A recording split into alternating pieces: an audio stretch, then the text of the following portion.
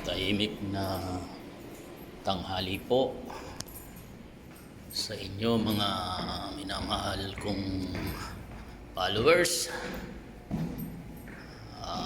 Titignan po natin yung aming booster pump kung ano na ang nangyari. Sobra po ng init sa panahon ngayon dito. Ramadan Karim, pang 8 araw na po na Ramadan ngayon. Sobra po ng init to. Ayan, papasok na po ang tag-init dito sa bansang Saudi Arabia.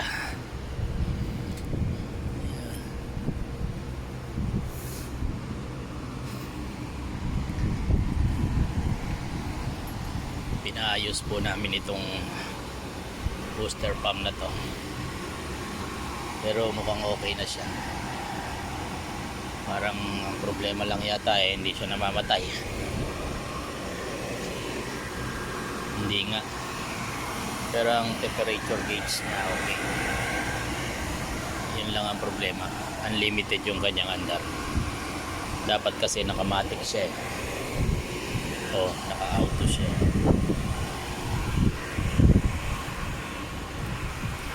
Sobra po ng init. Meron po palang naliligo.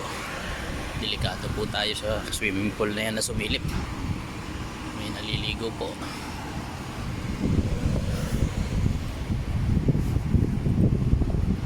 Medyo malakas po ang hangin dito.